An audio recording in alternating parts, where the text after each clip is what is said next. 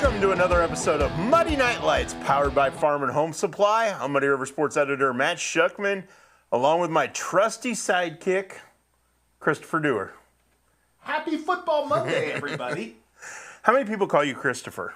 My mom. Okay. And generally only when she's mad at me, and that's about it. Kind of like Kathleen calls me Matthew when she's mad at me. Oh, yeah. It's the you. Oh, yes. Bad, yes. So if I ever really get mad at you, I can call Pat Dewar and say, hey, can I call him Christopher? You go Christopher David Dewar, and I'll know exactly I'm in trouble. I'm in it. I'm the same way. Matthew Scott Shuckman, and I'm in trouble. Yeah. But we're not in trouble this week because we had good football on Friday night. We had good football on Saturday. And we've got a great week ahead. Yes, Maybe we do. One of the better weeks of the first half of this season. We're a third of the way through the high school football season. Is that possible? That went by in a blink. It really did. And we're motoring forward. I mean, we're going to be halfway through the season in no time and be looking at playoff contenders at that point. District standings. Yeah. It all starts coming into play. It really does. What jumped out at you most significantly at week 3 of the high school football season? Lots of blowouts. I Yep. mean, I think we had a lot of teams assert themselves, kind of put boot to throat, if you will, Yeah. in a lot of cases. We're starting to see some teams get some edge to them. We are. I think, in terms of things that really stood out, I thought, Hannibal's win probably over Troy Buchanan might have been one of the more impressive showings Would agree. the other night. I thought the way Monroe City absolutely handled South Shelby, pretty telling as well.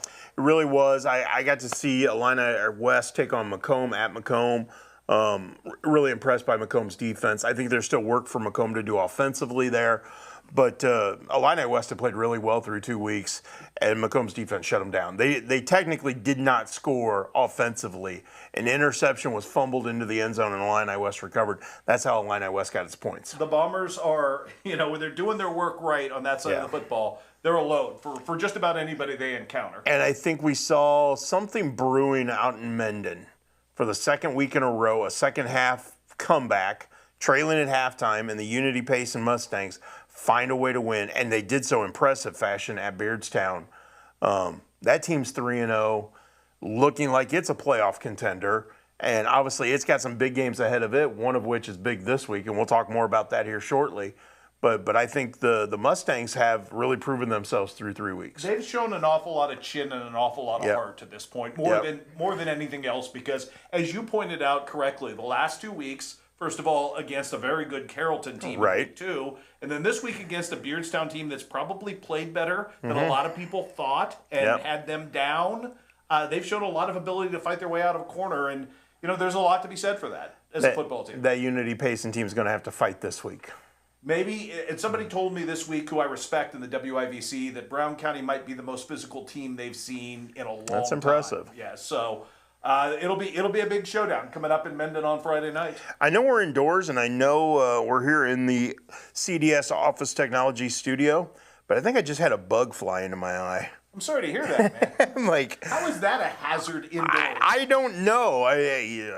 Who knows? But so if you see me scratching at my eye, that's why, because something just hit me in the eye. We're seeking our next sponsor of the pest control variety, apparently, moving forward. Or my good eye doctor, Jason Cavitli, is going to have to give me some more protection when I'm on air. Yes. Who knew it would be a hazard?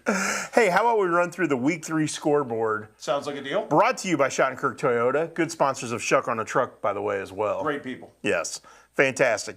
Okay, kicking off last week, Quincy High School takes care of Rock Island Alleman 49-0. Blue Devils now with 16 consecutive Western Big Six Conference victories, tying the all-time record. They could take the record outright this week with a victory at Rock Island. How appropriate. It would be at Rock Island's expense. So yes, that certainly sets up. Just from your standpoint, anything about that surprise you? I know Alleman's in a weird position being back, but Quincy High certainly attended their business. No, they took care of business. And big special teams play. Sawyer Harshberger, 54-yard punt return for a touchdown. Ben Shelp with the scoop and score after blocking a field goal attempt. I think Quincy High has all the pieces to continue to win in the Western Big Six. Again, I don't think they're going to get tested greatly this coming week with Rock Island, but I think week 5, Moline comes to Quincy, could be for the conference title. I think it probably will, and I think But don't count out UT yet. Okay, I'm just going to tell you, I think that the Blue Devils build forward coming off the Booneville loss, has been very impressive. No doubt about it. Another team that's been very impressive offensively through 3 weeks is Quincy Notre Dame. Another big showing offensively on Saturday afternoon on the road, 63-0 over Springfield Southeast in the state capital. You actually got to see the Raiders for the first time this season in person. You made the trip over to Springfield. What were you most impressed with? I think offensive line blocking, if you want to ask me one thing you know about all the weapons. I think that offensive line for those first 3 games has been uber impressive as well. It has. They just haven't really faced anybody. And I hate to I don't want to take away from that, but they're going to face some big dogs moving forward. It changes this week with SHG. Yes, it does. And that's why I want to see it. And I've talked to some of the skill players about that, the Oliver Triplets, the Gavin Dolmans, who have full confidence in that offensive line. But have they faced anybody that's going to physically try to overpower them yet? I don't know. And that's what I'm anxious to see. And I hope they come back and have a great game and go, look, we proved it to you. Because that's what, if they do, that's huge. They're going to be on a big run if that's the case. Well, all I know is I saw Noah Benz running untouched for 75 yards, and that's pretty impressive even against dead air at that point. So no question. He was getting a little blocking ahead of him. Hannibal 54-26 over Troy Buchanan.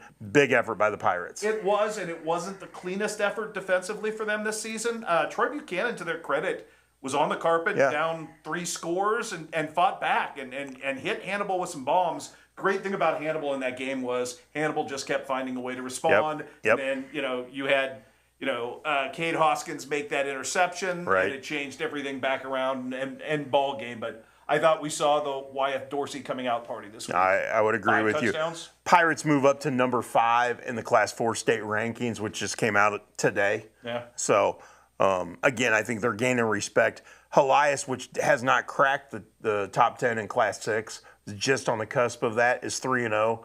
That's not a bad loss in week 1. No, it's not a bad loss at all, and we knew that going in. Right.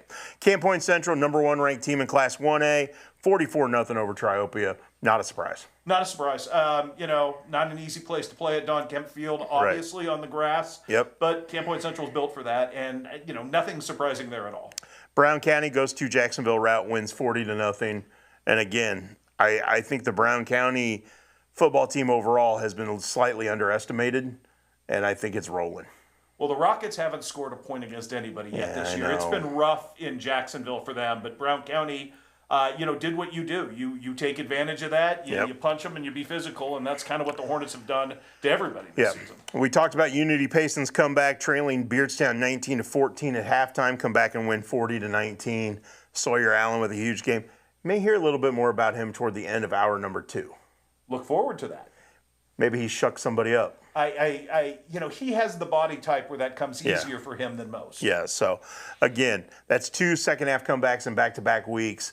Really impressive. And I think, correct me if I'm wrong, 2 shutouts in second-half back-to-back weeks. In both weeks, yes. So, pretty impressive. Winchester West Central goes to North Greene, gets a 62-0 victory. You went to Greene County and checked that out a little bit because you wanted to see Riker Ford and the Cougars. And they were impressive, weren't they? They were. And North Greene's struggling. They're not going to do anything about that. You can't really use that as a reason or an excuse for anything. But also, West Central is immensely physical up front, in front of all those backs. And they're kind of like Camp Point Central and Brown County in that they're attacking with multiple backs. Calhoun beats Pleasant Hill in a WIVC South game, 50-8.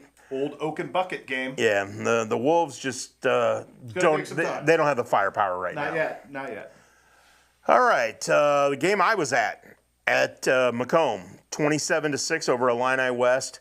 We did come up with a name. We don't know if it'll stick. Okay. But Macomb Athletic Director Steve Horrell and I talked about this. I had a guy come up to me before the game and said we should call it the DZ, the drop zone. Okay. Bombers. Drop zone. Makes sense, okay? Had a few other people come up and talk about it.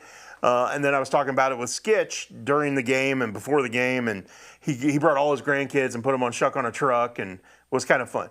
Tarmac is where he wants to go with this. Okay. Call it the Tarmac with the MAC capitalized. Like the Mac 185 they do on all their hashtags. Yes. That's very clever. So For now, I don't know what the process is. If the school board has to sign off on it, becoming officially the tarmac. Or we could just call it whatever we want. Exactly. But that's where Skitch, who's the athletic director at Macomb, wanted to go with it. I agree with it. I love the idea. Yeah, it's good. The tarmac. It makes sense. You've got that. You've got the hangar and you've got the tarmac. Yeah, it makes sense on multiple levels. And the way they're playing defense right now. Yeah. They can defend the tarmac. It's a clear runway. There you go. Yes. West Hancock gets its first victory of the season, 28-26 over Abingdon Avon. Chandler Dayton with, 200 yards rushing, 2 touchdowns. Big game for the big fella. Not a surprise. He has worked really hard in the offseason to get himself to this level to where he could be a future back. Yeah, he really has, and that's how the kid's made. Yeah. I mean, that's the kind of success you're going to see from him. And coming up around 7:45, we'll be talking to Koy Dorothy, the West Hancock coach, here on the Hess Auto Agency hotline. Stanford Olympia in Sangamo Conference play beats Pittsfield 60-20. Pittsfield's struggling right now. Pittsfield is struggling right now. Against a loaded schedule. We knew that was probably coming. Yeah. We also had one really good game on the schedule, a double overtime thriller. Yeah, I skipped right over as I was going down the list. I just blanked for a second. Rushville Industry over Princeville, 40-34 in double overtime. Yeah, big win for Brian Laferty's crew. And I believe a 1-yard touchdown run by Rylan Reimolds to win that game. Once again, Rylan Reimolds, when you need him, he is there. And, so that's a huge win in terms of, you start doing the playoff calculus with Rushville Industry. They've bounced back nicely from that Macomb loss. And we'll talk to Brian Laferty, the Rushville Industry coach, coming up about 8:15 tonight. He's going to join us on the Hess Auto Agency hotline. Awesome. Really appreciate him taking the time to do that. So look forward to that. Go back to the Missouri side of the river, Monroe City over South Shelby, 46-0. You stopped by there on Friday night. Complete whitewashing in that game. I mean, poor South Shelby, and Chase Smollering is a heck of a quarterback. They got some pretty good backs. They just had no time. Yeah. I thought Lane Chin probably had the best game from a defensive lineman I've seen in a long time. Still waiting on the numbers to see what the exact number of tackles for loss is. If it's less than 6 or 7, I'll be stunned based on my highlights. Palmyra loses its first game of the season, 27-12 at Macon. However, the theme of the night, the thought of the night, the prayers of the night are for J.T. Thomas and his family. J.T. Thomas suffered a spinal cord injury in the second half of that game, making a tackle. Had to be taken to Columbia. Has had a couple surgeries already.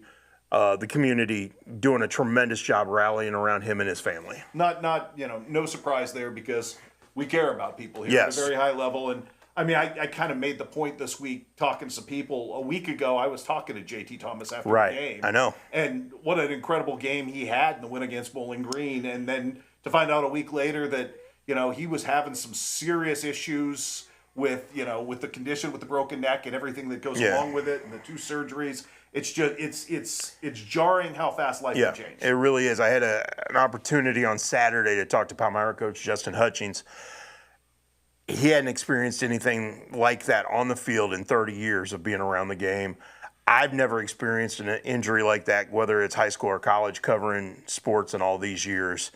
Kind of all the ones that he and I were talking about, all the things I've experienced have happened off the field. To have that happen on the field, to have those kids sit there and crying and then say they want to play on for him. And Justin Hutchings gave me arguably the quote of the year. And it's our why for the rest of the season. I'll be honest, when I'm talking to him on the phone as I'm hanging up, I mean, I had tears in my eyes. Yeah, absolutely. And, it's, again, we're human, and sports are fun. And when real life intervenes, it's always jarring for us, no matter how many times it's happened to you and I. Me over the last 30 years, I remember every last one of them. Every last one of them's a kick in the gut. And it just never gets any easier because we're dealing with kids. But then you see the outpouring of love from different communities. Hannibal already posted on its site that the Hannibal Booster Club is going to be accepting donations at Friday night's game for J.T. Thomas and his family for all the medical costs they're going to go through. They had a vigil, a candlelight vigil for him at the football field on Sunday night. The picture of everybody lining up in number 4 formation was just really his jersey number to celebrate him. And again, just a great kid, and you can tell somebody who loved to play the game and loved to be around teammates, and still remember like when we called him over, all of his teammates were so excited he was getting interviewed. So it really did hit home this week. So prayers out for JT, for his family. And again, we'll keep you updated on anything that gets done, where people can donate for all those things. We've had some of that on our site already. But keep that kid and his family in your prayers. Absolutely. So Centralia beats Clark County 52-16 in another CCC game. Centralia is loaded. They scored 52 points in the first quarter. I didn't think that was mathematically possible until this week. I mean, they are insanely loaded, and they've got themselves a heck of a road trip, though, to find out just how for real and how good Centralia's good is when they go to Langford Field this week. That's right. Brookfield takes care of Highland 52-6. Last Friday night on the road, the Cougars are at the bottom end of the CCC. They're just struggling right now. They are, and that's a tough place to play. But yes, you're not wrong. Wright City beats Bowling Green 34-8. Bowling Green has lost 2 in a row now. And in a bad funk. Yeah, and a tough game this week with North Callaway, who is believed to be the class of the EMO coming in this year. So that's not an easy place to try to get right. Winfield beats Mark Twain 34-6.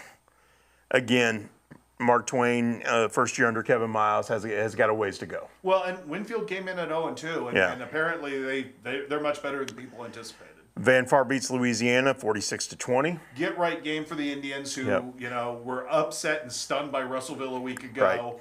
Right. Those are two really good offensive teams, as the 66 combined points will tell you.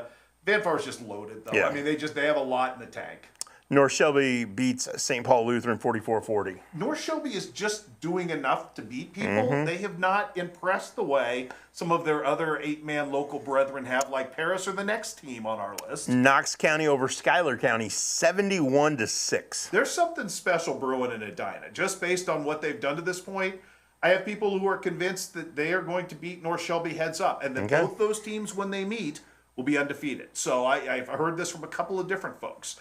There's a lot of belief in what Knox County's doing right now. And back-to-back wins for the Fighting Marvin McNutts. Yeah, oh my goodness. Keokuk beats West Burlington Notre Dame 34-14. I was telling you, I was looking at the 3A Iowa team this week. That's the honors team that get put out every week. Jaden Burton was on that. Okay. Kurt Joy was on that. Mm-hmm. Mason Klaus was on that. Three guys from Keokuk based on their stats. Guys who earned it. Yeah, and they certainly did, and those are 3 outstanding football players. There is your Week 3 scoreboard, brought to you by Schottenkirk Toyota. That was a mouthful. It's like week after week, it's like, well, if our area teams don't play each other, the game list grows, yes, and it's like, okay. We made it through, though. We did, and we got a lot of cool stuff coming up. Again, like we said earlier, West Hancock coach Koy Dorothy and Rushville Industry coach Brian Laferty will both join us on the Hess Auto Agency hotline. Brock Wiley, linebacker, Quincy University, a Quincy Notre Dame product. One of the most intelligent people you and I know. And he will be in studio, going to join us here in the CDS Office Technology Studios at the top of the 8 o'clock hour. Hawks had a bye week last week, open GLVC play this week at Lincoln on Saturday night. Dwight T. Reed Stadium. Dwight T. Reed Stadium, that's right. Maybe you'll make a trip. We'll see. I might have to see. We'll see. So we got all that coming up. And when we come back, Greg Armstrong, host of the View from the West podcast, took a little time out of his day. You know, he works at St. Ambrose. Did you know that? I didn't actually. Yeah, he works at St. Ambrose University, doing television production, teaching television production classes. He's a sharp guy. And then after that part of his day's done, he's got to chase all of his kids around. He's got a bunch of young kids, and they got all kinds of stuff to do. So he took time out of his day earlier today to join me. So we pre-recorded that interview. You can check that out right when we come back. This is Muddy Night Lights, powered by Farm and Home Supply.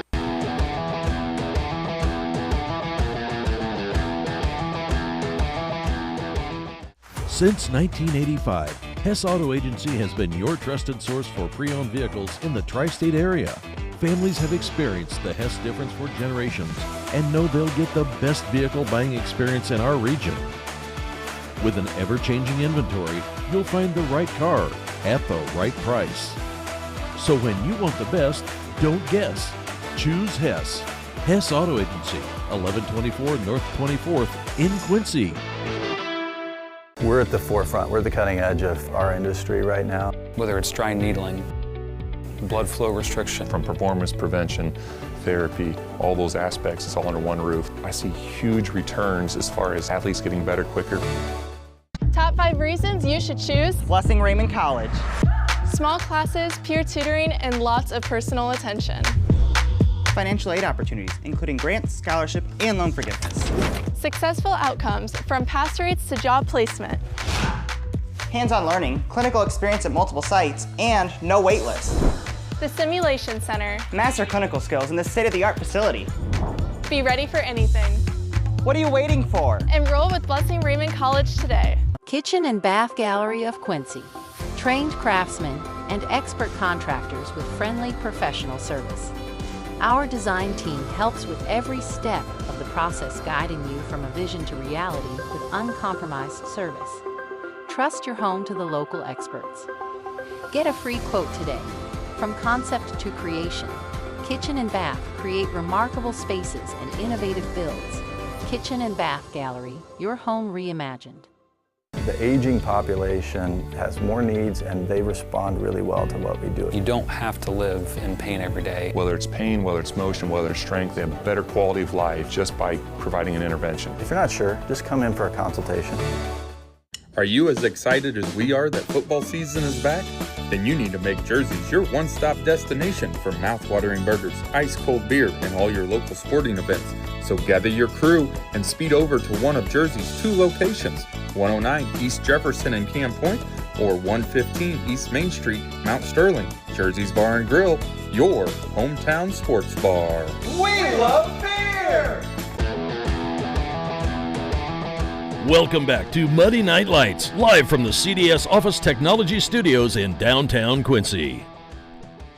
Welcome back to Muddy Night Lights, powered by Farm and Home Supply. I'm Muddy River Sports Editor Matt Shuckman, and we're going to head to the Hess Auto Agency hotline to talk to View from the West podcaster Greg Armstrong. Hi, buddy. Hey, how we doing? Thanks for taking time to join me on this. I appreciate it. I've been listening along, and it's been a long time since we've chatted, though, so good to be on. It has, and unfortunately, I haven't been able to catch up with you guys. You guys have done a great job of with your View from the West. I know you had the kickoff party, and I know Quincy High School coach Rick Little came up to the Quad Cities for that, and I mean, you guys are knocking it out of the park. Yeah, we got the live show. The Instant Reacts is now live every Friday night, so we got some games that we might mention here in a few minutes. We'll have you on in the next few weeks for sure. Well, I had a chance to chat with Matt Randazzo on Friday night and give him an update from Macomb, and then I listened to you guys while I was on my way home from Macomb. And you guys had Tanner Horrell on right off the bat on that show. That was really cool. Yeah, it was great. Glad it worked out. We've been lucky. We've been getting some coaches on, and it's how it is. It's fun to kind of pick their brain after a game and kind of get into what went into the victory. So, well, we're gonna have a lot to talk about in the next coming weeks, especially with Western Big Six Conference football, aren't we? Yeah, I think there's a couple. These few weeks or maybe some tune-ups for some really big games down the way. Well, and especially like this week with Quincy High School coming up to Rock Island. Rock Island winless through 3 weeks. I don't know if Quincy High School is going to get tested the way it will next week when Moline comes to Flynn Stadium. Yeah, it seems like in this first week of Western Big Six play, I was wanting to see if any of the, quote unquote underdogs would surprise or would make any sort of statement, maybe not necessarily in a win, but just if there was maybe some shuffling around based on what we saw. I think it pretty much went the way we thought it would go. Yep. Moline and Sterling was probably the most interesting matchup from a week ago, but I still think you see the top 4 teams are the top 4. And this week we got the interesting matchup with Geneseo and Moline. But then everything else, Sterling and United Township is interesting to me. But like you said, I think Quincy going on the road to Rock Island, that seems like a tune-up game for their next 2 weeks when they got Moline and they got UT. Yeah, exactly. And if Quincy wins this week at Rock Island, it's 17 straight Western Big Six conference victories, which sets the conference record. Wow, really? That's great. Yeah. Great info there. There's three teams now. Quincy obviously beat Rock Island Alleman last week. So now there are 3 teams tied with 16 consecutive conference victories. Alleman did it, I believe, from 1988 to 91. And then Rocky did it from 1999 to 2002. And now Quincy's on its current streak. Wow, there you go. That's some stockpile Shuckman gold there. Stockpile will love that. Yep. But, when you look at the Big Six and you look, and I want to throw one team out there in particular at you, UT. I think this might be the year UT finally turns the corner, isn't it? I think so. I saw him play in week 1 against LaSalle Peru, and it's yet to be determined kind of what LaSalle Peru finishes, what their overall record looks like. But they have a Division I quarterback. They have a legit quarterback in Marion Persich, and they were able to control him and really kind of limit what his receivers were able to do to get open. On the flip side of the ball, Isaiah Navarrete, when they need a play, when they need something done, he's a guy making plays. And he's been a 3-4 year starter for them. He's been around a long time. He has a lot of experience. He has a lot of trust from Coach Welch and from that coaching staff. And I think that that's really, he may end up being the conference player of the year based on, what he's able to do and depending on how they finish the season. But I'm excited because they got a lot of talent around the field. And it seems like you said, momentum is heading in the right direction for them. The question always becomes is in these big games, is United Township ready to show up in the spotlight and, win some of these big games? It feels like for the first time in a while that I expect that to happen. We've talked so much about the job Nick Welch has done there at UT and the progress they've made, but they've never been able to get over that big hump. This team feels like it's the one that will get them over the big hump. Well, and Coach Welch even said it in that week 1 victory over LaSalle Peru. It was a tight game. It was a game that ended up being finished on Saturday afternoon. And they had to come up with a stop after LP scored. They were down by 2. They went for 2 to tie the game, and United Township came up with a stop. And he even referenced, this is a game that maybe we don't get. We fell short a year ago in games like this, and this year we got it. And I think in week 1 to really build that belief in their players, and now, they were able to get the win over Galesburg. They've gotten the win over a Chicago public school team. So I think that they're right now the only team undefeated in the Western Big Six, and the challenges are coming, right? Sterling's coming, and then down the way, there's going to be some big games for them. Yeah. Well, and one of those big games I think everybody's kind of looking for is whoever plays Moline. Moline seems to be able to run the ball and run the ball and run the ball just like they did last week. And I think that week 5 matchup with Quincy has a lot of people intrigued. Yeah, I think that week 5 matchup against Quincy. But before we get ahead of ourselves, I look at Geneseo and Moline. If you look at what Geneseo's doing under head coach Matt Furlong, they're back to being that ground and pound, like kind of the more traditional looking Geneseo football. And they got some athletes that can get the job done in Kai Weinzerl and Jackson McAvoy. So I'm interested to see how that one plays out. Obviously on Moline's side, Mark Carey, Eli Warren, 2 names we heard last year that have really kind of stepped up and become those, go-to backs. And they have a quarterback in Kason Ponder, the brother of Alec Ponder, who was a great quarterback for Moline a few years ago. So that he kind of knows his way around that quarterback position and can really lead the way for that Moline offense. But, between Moline, Quincy, and United Township, and maybe Geneseo, I think there's a lot of fun, to see how this all plays out. Well, and I think you made a good point there, is we don't want to leave Geneseo out of the conversation. I know you guys were going to talk to Matt Furlong on the show last Friday night, but he has really instilled a hard-nosed edge to that Geneseo team where they're going to play physical and they're going to get after people. Yeah, I don't know which game it'll be, but I just think you're going to see Geneseo come away with one of these wins against these teams that on paper we've been really impressed by or that we think are going to be really good. And so I don't know which game it's going to be, but I just feel like they're well coached. They have some athletes that can make plays. So, I want to see which game they can, maybe pull off that win and then go down the road and they end up being a 4A playoff team. And I think they could be a dangerous one because they'll be pretty well tested with some bigger schools, throughout the season here. I want to step away from the Big Six for just a moment. I know we you guys talk about Class 1A schools, especially Lena Winslow and the schools up in that area on your show. Obviously, Camp Point Central and Lena Winslow have a history now, a playoff history. But Camp Point Central, number 1 in the state after Lena lost. Are we going to see a Camp Point Central Lena Winslow showdown at the end of the year again? I mean, I think we could, but I think that Lena Winslow's got to get through the 1A North, which when you start looking around, that would be a rematch potentially against Stockton. Yep. And Stockton looks really good. They beat Lena Winslow a couple weeks ago. I saw Sterling Newman on Saturday. They won again. They're 3-0. And, you know, it's going to be, if they fall into 1A, which I think we think Newman will, that those three teams right there are a gauntlet to get through 1A. And I haven't even mentioned like Galena, who's playing really well. I'm interested to see how they play out the rest of the Northwest Upstate Illini schedule. But yeah, down your way, I think Camp Point Central. I've heard a lot of people talking about Brown County as well.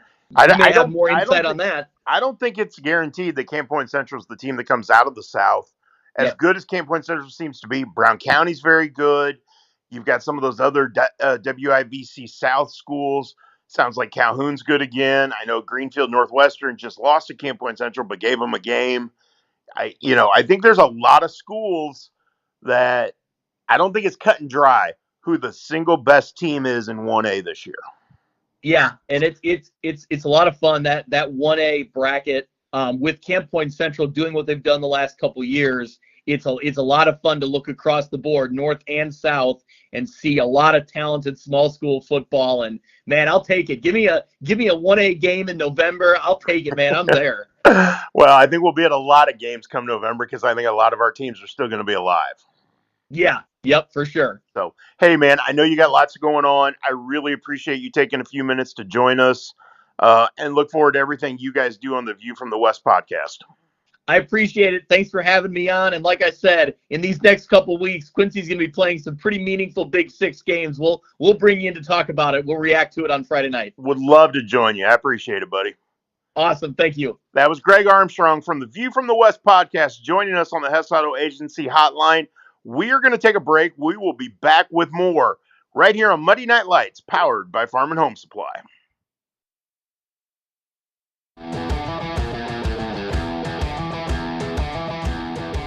I'm hungry for chips. I want some Pepsi. Some Bobbler would be nice. I could go for some Dots pretzels. Well, if you've got mouths to feed and maybe one of them's your own, there's something for you during our Snacks and Sips sale going on now through September 21st. Take Pepsi 24 packs that are on sale for only $10.99. Then all flavors of kitchen cooked chips or curls on sale for $2.99. The trending Bubbler sparkling water that are on sale 2 for $10 for a 6-pack. Then everybody's got a favorite flavor of Dots pretzels that are only $5.99. Find all these deals and more right now at farmandhomesupply.com. We believe that accessing care close to home is better for you and better for your family. For 120 years, Hannibal Regional has been committed to providing community-based, contemporary health care. From state-of-the-art surgical care to innovative cancer care, and now life-saving open-heart surgery. We are dedicated to expanding access to exceptional care in each of the communities we serve. Hannibal Regional, why go anywhere else? So what separates us most from all the other dealerships? It's the Toyota brand itself. Once they buy a Toyota, they never buy anything else. #1 vehicle on the market, the best sedan on the market, some of the best reliable trucks on the market. And our main goal here is to try and get our customers the best payment possible. We know the process and we pass that along to you. We're simply looking to buy vehicles off the street. And we want all makes and models of vehicles. And you don't even have to buy anything in return. We'll just simply purchase it from you. We can purchase a vehicle in 10 or 15 minutes or less. Meet us at the Scoreboard, 8th in York and Quincy. The home of Quincy's best cheeseburger is now under new ownership.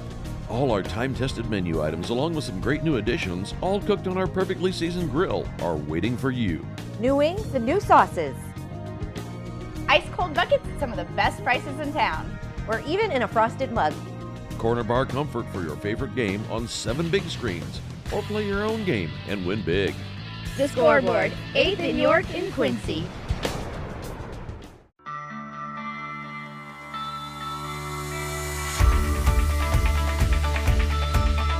Area Distributors is a provider of products and services in the restaurant environment, the school environment, the factory environment, the office environment, and in the healthcare settings. That's the value of Area Distributors, is that we help our customers out by providing them more product as one distributor. I can tell you, if you call us and have a need, you're going to get timely response. It's all about passion.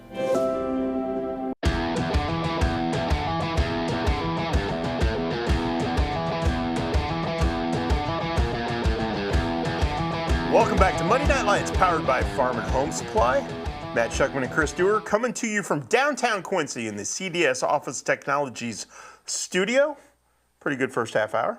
I would say so. Always good to catch up with Greg Armstrong. It is. If you haven't gotten the chance, View from the West podcast. It's on YouTube. There's links on social media to what they do. They do an Instant Reacts podcast every Friday night. Usually about 10:15 it starts by the time they get some of their people back from games and get some coaches lined up and those kind of things. Listen to it on my way home from Macomb last Friday night. Those guys do a phenomenal job. They do, and they have set a very high standard, especially as you talked about instantly and the ability to process information quickly and kind of make sense of the night for folks. It's must listen and must watch. He had Matt Randazzo joining him as a co-host this past Friday night, and Dazzo's does a great job up in the Quad Cities.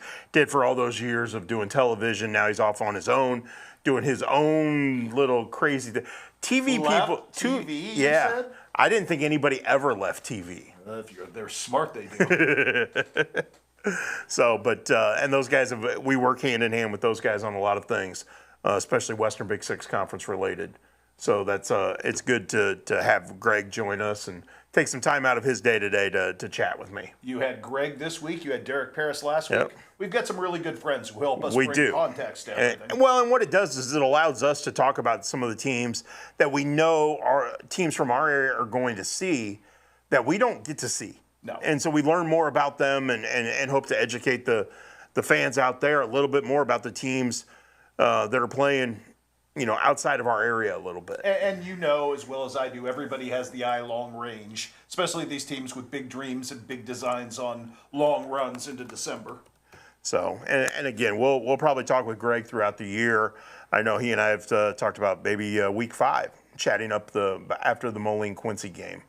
So we'll see what happens there. And that's only a week and a half away. Like, it's nuts. It's crazy what's going on. But we do have week 4 to get to this week. Okay. Let's run through the week 4 schedule real quick. Starting on the road, both Quincy teams on the road this week. Quincy High School at Rock Island. Rock Island 0-3, struggling in the Big Six. Quincy High School should come home 3-1, ready for that week 5 matchup with Moline. I would think so, and the Blue Devils, as you've mentioned, have done a very good job keeping their focus on what's ahead of them right now. One of, I would say, the 2 marquee games on our docket this week is in Springfield. Quincy Notre Dame at Springfield Sacred Heart Griffin. Yeah, and last year the Raiders got SHG's attention in a major way. Yes. It's going to be interesting to see what the fight back is this year from SHG. No doubt. Fulton at Hannibal for an NCMC game. The number 5 team in Class 4, I don't think we'll have any problems. The hardest part of the regular season schedule is behind Hannibal. Now it's stay sharp and tune up for the district. Number 1 ranked Camp Point Central, taking on Beardstown at home. I'm hoping to be there. We'll see if weather cooperates this weekend. Not sure I can park the truck in the end zone if it's raining. I don't want to ruin any of the turf out there. But we will get Camp Point a Shuck on the truck no matter what it takes. Yes. No doubt about it. And then the other marquee game on our docket this week, Brown County at Unity Payson, number 10 Hornets, both teams 3-0. Should be a whale of a game. I would think so, and this is a really nice referendum on how good Unity Payson may actually be. And that's where you'll be come Friday night. Come Friday night, my first chance to see both those teams in person. Winchester West Central at Carrollton. We'll find out just how good West Central is. Suddenly a very interesting game with West Central 2 wins in a row. Carrollton reeled a little bit early in the season with 2 losses and kind of bounced back last week with a big time win. So that's a very important game for 2 teams kind of at a crossroads moment. Pleasant Hill with a tough one going to Greenfield Northwestern. Yeah, that's not fun for the Wolves. Macomb, the first of 2 long road trips in back-to-back weeks. They go up to Bureau Valley on Friday night. Who I believe is winless at this point. Yeah. So Macomb is positioned to do some really nice things. Illini West coming off the loss to Macomb goes home to face Farmington. Yeah, that's not any easier this week for the Chargers. West Hancock, and we'll be talking to Koy Dorothy, the Titans head coach, just here in a few minutes. West Hancock at home against Knoxville. I think West Hancock's better positioned for that game than they were a week ago. The win helps if this team can catch fire. And remember, West Hancock would go large patches the last couple of seasons before they got that win. Yeah. To get it in week 3 puts them in a little better rhythm, and you can start talking maybe about five wins if you can find a way to pull off the win over Knoxville this week. Build some momentum. Indeed. South Fulton at Rushville Industry. We'll talk to Brian Laferty in hour number 2, coming off a 2 overtime victory last week against Princeville. Rushville Industry is set up now to make a run. It's another one of those teams I'd want nothing to do with right now that they found a little rhythm. Pittsfield goes to Williamsville. Well, poor Saukeys. Sorry, Saukeys. They just can't catch a scheduling break. No, they can't. Centralia at Monroe City. I'm real anxious. Monroe City jumped into the Class 2 state rankings this week at number 10. Centralia's low, though. And it's a battle of teams that are different stylistically. Yep. Centralia has some size. Monroe City does not. Monroe City has been very good countering size with their speed. Centralia has speed as well. I mean, Centralia has a little bit of everything. This is a really interesting matchup at Langford Field. If Monroe City somehow pulls this off, I think it changes how everybody in the state views them. Palmyra at Highland. Going to be interesting to see. I know they played a few plays after the J.T. Thomas injury last Friday night. How did the Panthers respond to knowing where he's at after the surgeries, knowing he's not coming back right now, knowing he's got a fight ahead of him? Again, we talked about the community support earlier this hour. Community support has been incredible, and I'm sure it will be Friday night. You know, when the CCC teams come together in moments like this, doesn't matter what community you're part of, they band together, and I think we'll see some of that Friday night. They do, and I think Palmyra needs a little of that togetherness this week. It had a rough week last week, even before we got to the tragic circumstances with J.T. Thomas. They had some kids suspended. Macon proved to be better than I think a lot of people realized, and basically took it to Palmyra early on in that game. So this is a chance for Palmyra to wrest back some momentum. And I think it's going to be a highly motivated Palmyra team, knowing that crew and how physical they are. South Shelby at Clark County, 2 teams needing to win. Oh, 2 teams that desperately need a win. And, right now, both those teams have explosive offenses. They've just not been able to stop anybody. Yep. North Callaway at Bowling Green. Bowling Green, tough road after losing back-to-back games, and then here comes North Callaway. Yeah, and at this point, if you're Coach Spiegel, you need something good to go right this week. Yep. Mark Twain at Van Far. Probably Van Far coming off the victory over Louisiana. Going to be tough for Mark Twain. It is going to be tough for Mark Twain, but Mark Twain's shown a lot of punching power in stints, and there are some kids there that will fight. I just don't know that they can fight for 4 quarters against a team that is as talented across the board as Van Far is. Our one Thursday night game this week, Louisiana at Wright City.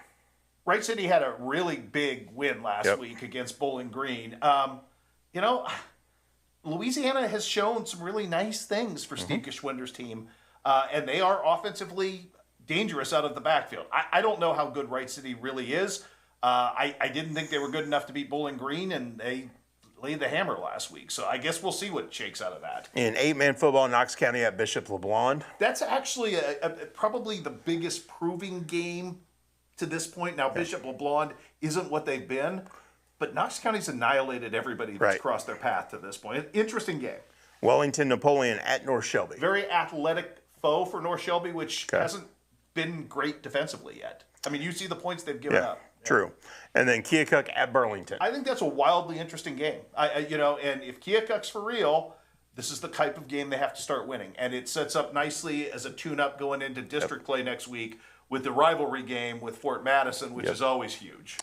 That's our Week 4 schedule. We got some intriguing games. We'll have the scoreboard updated like we have been every Friday night. That's been incredibly popular. That was a really good idea that you had to give people the ability to get access to everything you want to see score-wise in one place. That's the goal, and then we'll have our ticker updated as well, and then we'll have all of our Muddy River Blitz electrified by Excel Physical Therapy coming up on Saturday morning. And we've gotten better at that. I think we're getting there. We've done it. We found a rhythm to get you stuff in a more timely fashion. I'm not staying up all night anymore to get that done.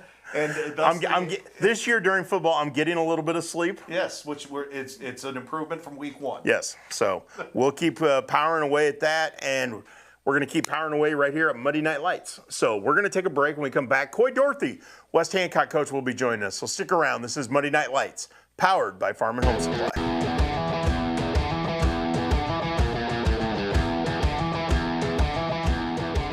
When you trust your healthcare needs to MDH, you'll receive the highest quality, compassionate care from our nationally accredited medical departments and award-winning staff. We are here for you 24 hours a day, 7 days a week, providing exceptional care right here in Macomb. We also accept Aetna, HealthLink, Blue Cross Blue Shield, and most other insurance plans for your convenience. McDonough District Hospital, your regional healthcare partner, growing our legacy one patient at a time.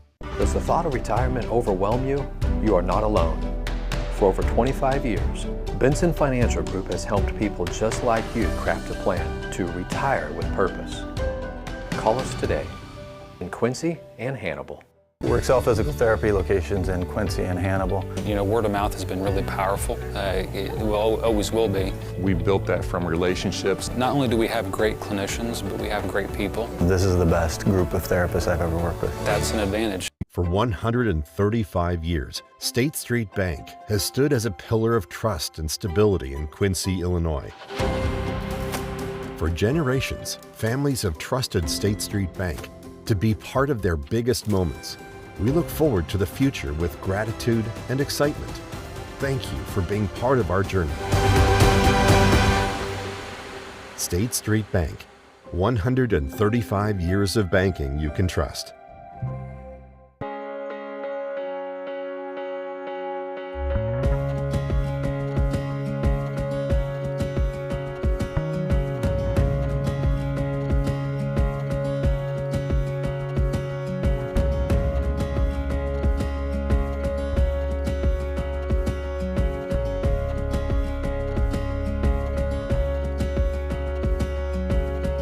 Neiman's, your neighborhood market.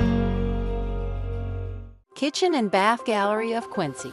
Trained craftsmen and expert contractors with friendly professional service.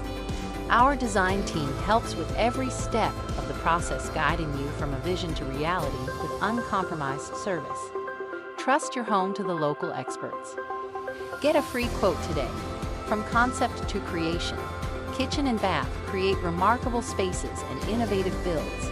Kitchen and Bath Gallery, your home reimagined.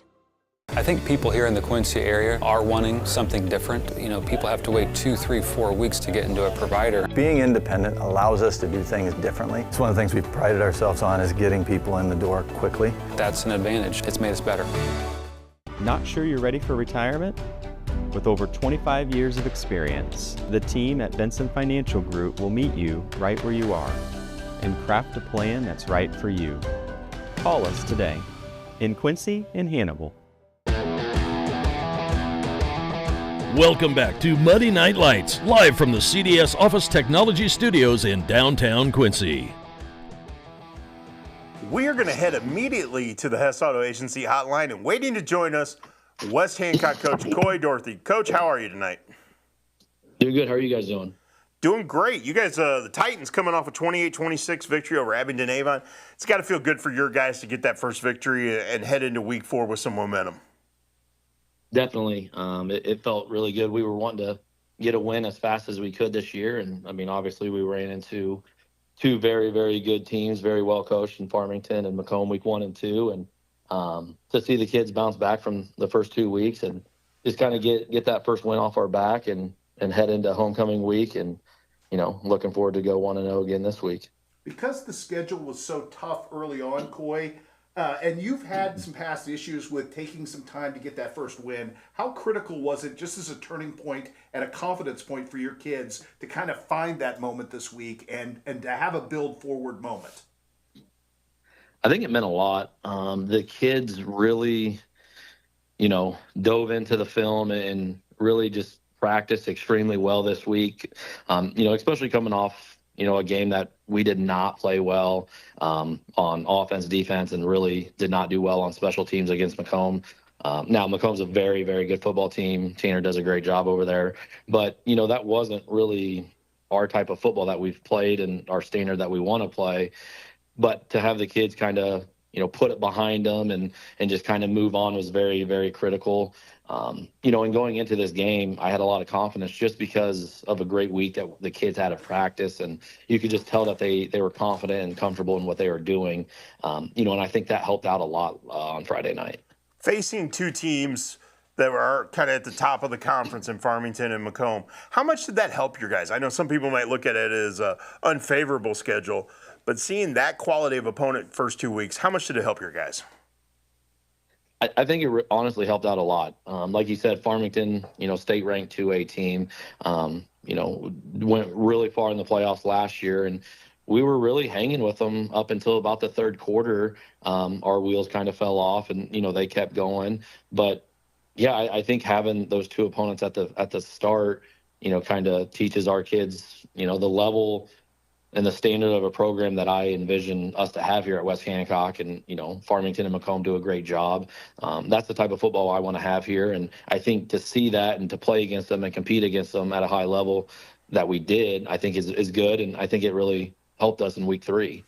The offseason focus for you was improving that defense. This week you hold A-Town to 26 points. I know Chandler had 9 tackles. I know you've had a lot of guys with hands in. How much improvement are you starting to see on that side of the ball? Because the offense, Koy, in your tenure has always kind of come at a faster rate for you guys. Yeah, and like you said, the defense was a main focus this offseason, and really stopping the run was huge for us. And, we held Abington Avon to 63 rushing yards on Friday, which that was, our main goal. If we could hold them and stop them from rushing the ball on us, we felt confident. Yes, they did kind of sling the ball around on us a little bit, but I trust our playmakers out there. We had a few mental breakdowns on defense that led up big plays that resulted in touchdowns. But yeah, like you said, the offseason was really, trying to stop the run on defense. And like you mentioned, Chandler, he was a force on Friday, both offensively and defensively. You want to talk about a kid that puts everything into football. He's really worked his tail off the 9 months outside of the football season to be where he's at right now. And, to see him grow into the player he is right now has been pretty special to see. How important was it for you guys to be able to run the ball? And obviously, we talk about Chandler being able to do that. He had a huge game last week. But how important is that for your offense to be able for him to pick up yards, especially tough yards? Yeah, he's like you said, he's a tough runner. Our offensive line has improved a lot. Especially since my first year, we're able to run the ball more. And I think that's big, obviously, on the offensive side of the ball to run the ball, but obviously it opens up your pass game, and we have playmakers that can make plays on the outside. But yeah, our offensive line, they did a really good job blocking this week, and really have done a great job, the first 3 weeks blocking and just allowing Chandler to see the holes, find the holes, and make the most of it. An exciting week for your program beyond just football, because obviously Hunter Froman goes out and gets his first Division I basketball scholarship, and he's a huge part of what you do. It says an awful lot about him as an athlete, doesn't it, Koy? Yeah, he's a heck of an athlete. He's a great basketball player. He's a great football player, but he's just a great kid. He's a great leader. He's really taken that step in leading the team, both on and off the field. The younger kids look up to him a lot. But, yeah, like you said, he's just a heck of an athlete. And, he just does a great job with what he does. I mean, he sees double coverage every week so far. So it's like, he has a lot on his plate, but he's still able to make plays. But he's not a type of kid that, is sitting and, poor me for not getting the ball. The only thing he cares about is winning, and that's all you can ask for. Koy, what's the biggest thing that has to happen for your team to continue to build off last week's victory? Believe that we can win every game that we go into. And I think our boys do that. Our coaching staff does that. I really think if we're able to limit the run on defense, eliminate turnovers on offense, and play penalty-free football on offense, I think we're going to be pretty successful this year. If you want to get to 5 or 6, this week is critical, is it not? Very critical. Very, very critical. Yeah, without telling, them that it's a big game, it's a very big game. But, I started kicking the idea around, trying to think of when the last time was that West Hancock won a homecoming game. And it's been about 7 or 8 years. And I let the kids know that just because, we had a pretty good crowd against Macomb. Homecoming obviously draws a lot of crowds, but I mean, this is a very big game for us, this year, but us as a program. And I think the kids are starting to realize they've always been bought in, but I think they're really starting to realize how good they actually can be, and they believe it. So I love to see that as their coach. Well, Koy, you got a big game to get ready for. I know there's going to be a lot of excitement coming off the first victory. We really appreciate you taking time to break it down with us and talk about getting ready for next week. Yeah, absolutely. Thank you. Well, good luck this week against Knoxville, and we will talk to you soon, okay? Awesome. Thanks, guys. Thanks, Koy. That was West Hancock coach Koy Dorothy joining us on the Hess Auto Agency hotline. Titans coming off their first victory, have Knoxville at home this week, and you're right. If they want to get to the playoff position and get to that 5-win plateau where they need to be, this is a big one. This is, and they have momentum. They have a home crowd. Some things brewing right now. So this is a nice, what do we want to call this, crossroads moment for this program? I think so. I think that's fair. So, awesome. Well, we're going to take a break. When we come back, we got an in-studio guest here to talk about college football and what's going to happen this week with their GLVC opener. So stick around. Brock Wiley joins us right here in the CDS Office Technology Studios. This is Monday Night Lights, powered by Farm and Home Supply.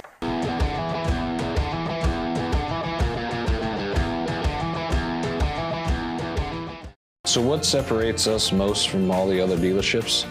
It's the Toyota brand itself. Once they buy a Toyota, they never buy anything else. #1 vehicle on the market, the best sedan on the market, some of the best reliable trucks on the market. And our main goal here is to try and get our customers the best payment possible. We know the process and we pass that along to you. We're simply looking to buy vehicles off the street. And we want all makes and models of vehicles. And you don't even have to buy anything in return. We'll just simply purchase it from you. We can purchase a vehicle in 10 or 15 minutes or less. We believe that accessing care close to home is better for you and better for your family. For 120 years, Hannibal Regional has been committed to providing community-based, contemporary health care. From state-of-the-art surgical care to innovative cancer care, and now life-saving open-heart surgery. We are dedicated to expanding access to exceptional care in each of the communities we serve. Hannibal Regional, why go anywhere else? Meet us at the Scoreboard, 8th in York and Quincy. The home of Quincy's best cheeseburger is now under new ownership. All our time-tested menu items, along with some great new additions, all cooked on our perfectly seasoned grill, are waiting for you. New wings and new sauces. Ice cold buckets at some of the best prices in town. Or even in a frosted mug. Corner bar comfort for your favorite game on 7 big screens. Or play your own game and win big. The Scoreboard, 8th in York and Quincy.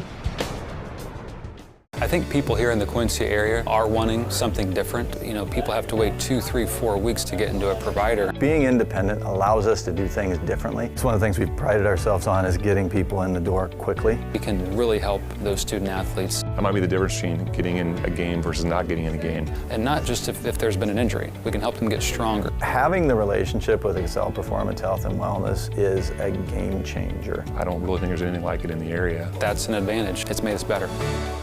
For 135 years, State Street Bank has stood as a pillar of trust and stability in Quincy, Illinois. For generations, families have trusted State Street Bank to be part of their biggest moments. We look forward to the future with gratitude and excitement.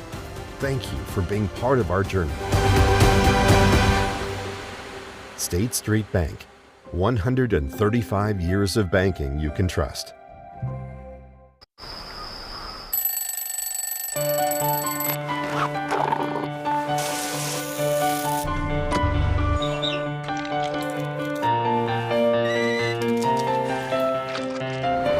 Since 1929, we've been here to serve our communities with the best products and the best service. You are the reason we go to work every day, and we thank you for that. After all, we live where you do. Welcome back to Monday Night Lights, live from the CDS Office Technology Studios in downtown Quincy.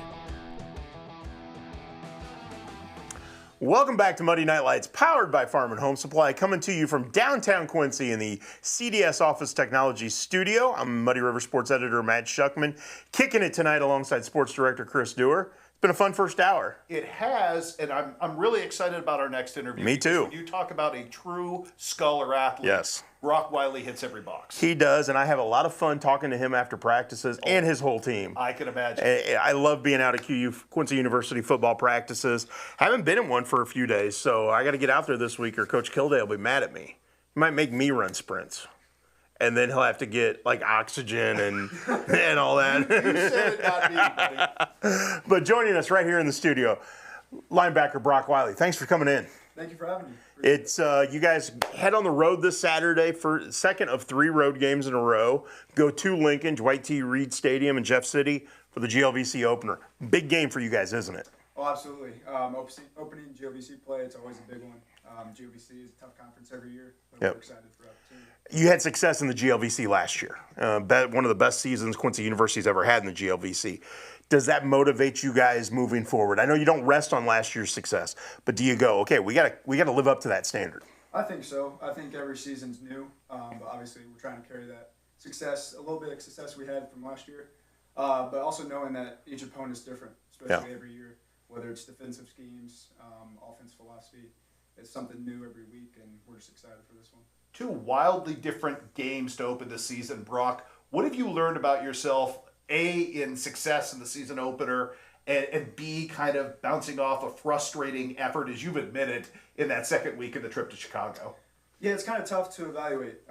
Week 1, Concordia, we felt we played well in all 3 phases of the game. And then on the road at Roosevelt, we didn't really seem to find our stride in any 3 phases. And ultimately, we didn't put it all together.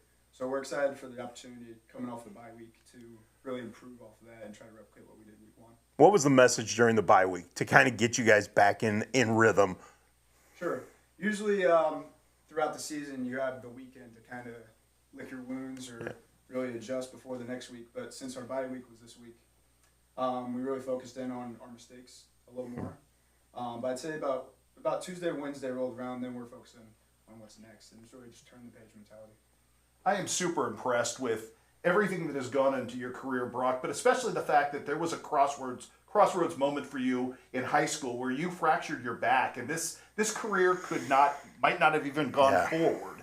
Just for you, how gratifying is it for you to have made yourself the player that you are at the college level, doing something that I know that you absolutely love with your whole heart? Oh, I'm so thankful. I never try to take it for granted. I promised myself if I was ever healthy again, I'd never take it for granted and attack every day like a new one. My faith in my family and friends, huge part of that journey for me, and now each day I'm just trying to build to be better for them.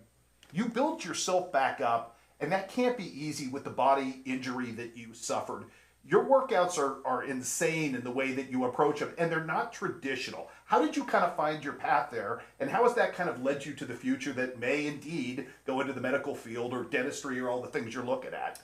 As far as the workouts, we've had some great strength and conditioning coordinators during my time at Quincy, and as well as Q&D.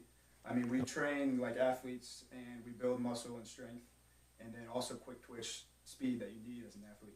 So I think that was a great thing for me to have, especially the trajectory I've been at as far as going from a high school football player into college.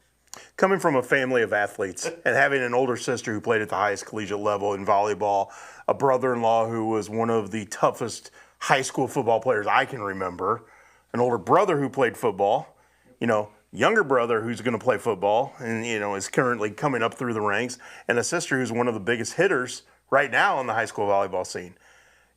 How much does that inspire you to go, okay, I gotta make my own name among all these really great athletes? Oh, especially after Gabby and Ike paved the way. Yes. You kind of have to fill their shoes a little bit, but it's in our blood. We love to compete. Yep. And ultimately, we love being there for each other. Like I said to you last year, we love going into each other's games.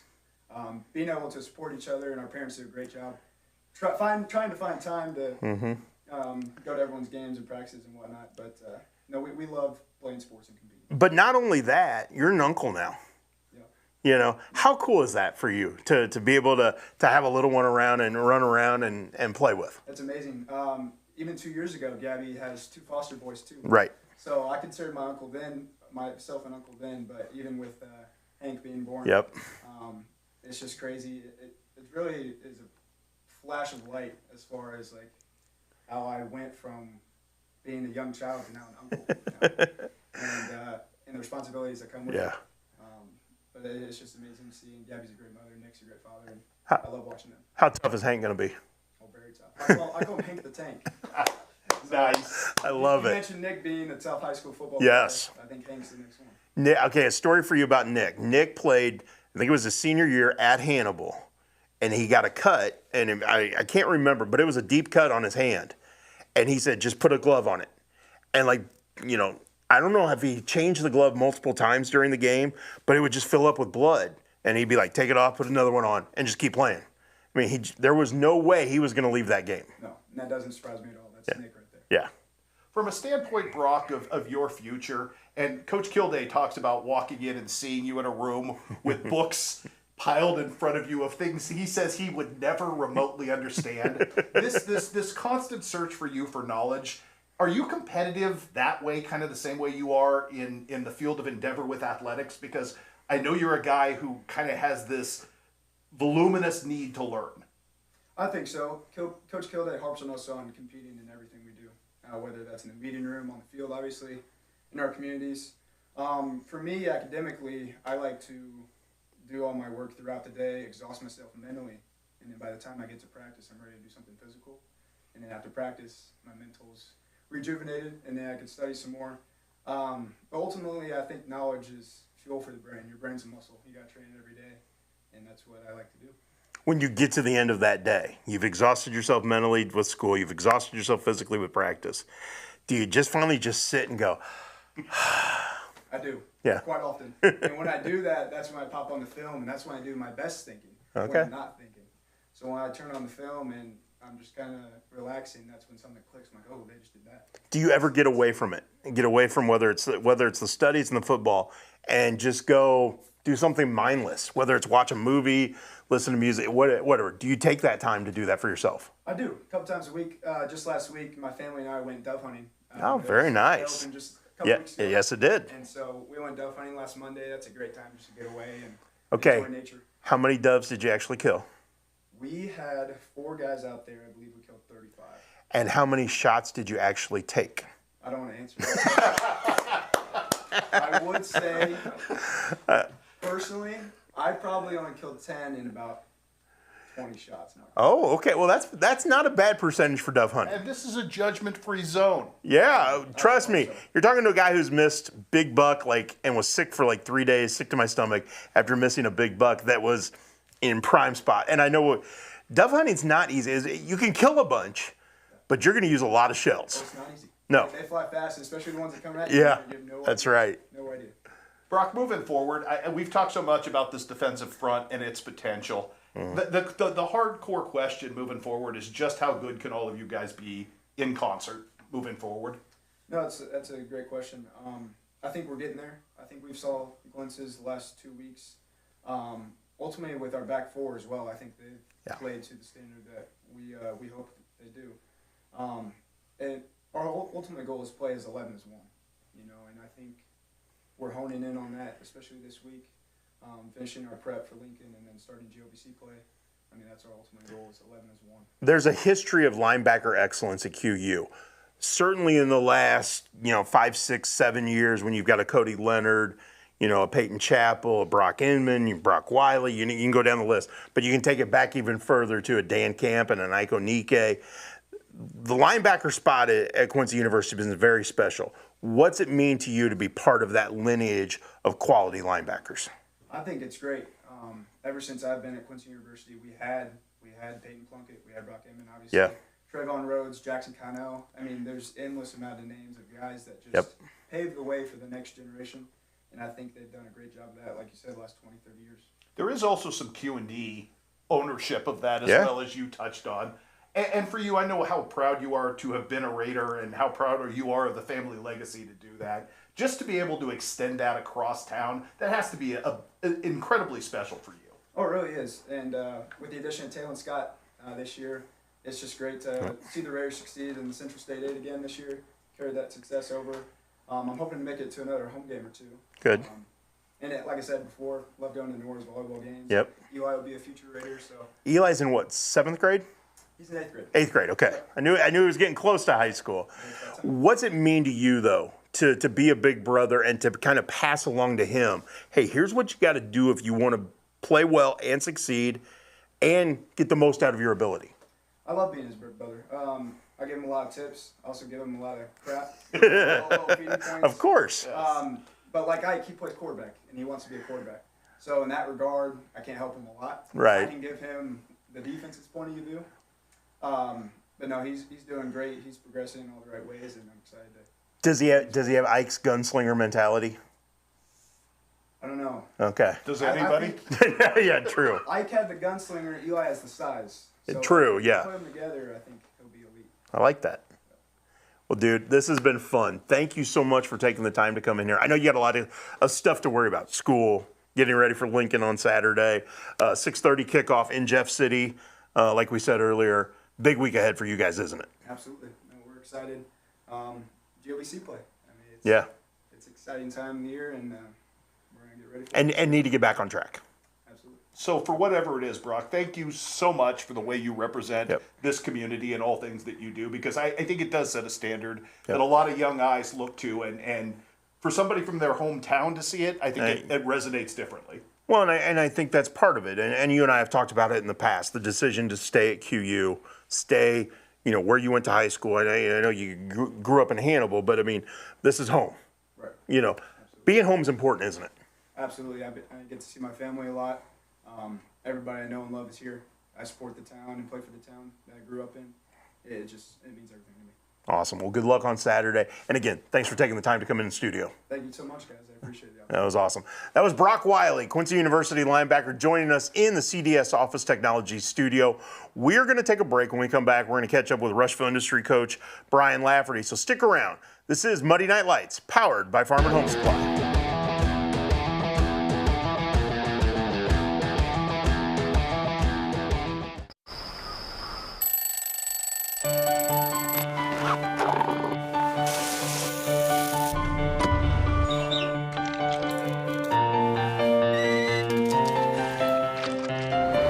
Since 1929, we've been here to serve our communities with the best products and the best service.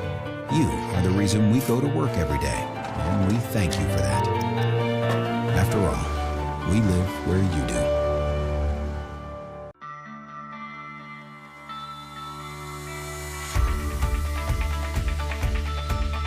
Area Distributors is a provider of products and services in the restaurant environment, the school environment, the factory environment, the office environment, and in healthcare settings. That's the value of Area Distributors, is that we help our customers out by providing them more product as one distributor. I can tell you, if you call us and have a need, you're going to get timely response. It's all about passion. I'm hungry for chips. I want some Pepsi. Some Bobbler would be nice. I could go for some Dots pretzels. Well, if you've got mouths to feed and maybe one of them's your own, there's something for you during our Snacks and Sips sale going on now through September 21st. Take Pepsi 24 packs that are on sale for only $10.99. Then all flavors of kitchen cooked chips or curls on sale for $2.99. The trending Bubbler sparkling water that are on sale 2 for $10 for a 6-pack. Then everybody's got a favorite flavor of Dots pretzels that are only $5.99. Find all these deals and more right now at farmandhomesupply.com. Since 1985, Hess Auto Agency has been your trusted source for pre-owned vehicles in the tri-state area. Families have experienced the Hess difference for generations and know they'll get the best vehicle buying experience in our region. With an ever-changing inventory, you'll find the right car at the right price. So when you want the best, don't guess. Choose Hess. Hess Auto Agency, 1124 North 24th in Quincy. My philosophy in pediatrics is definitely prevention, early intervention, and advocacy.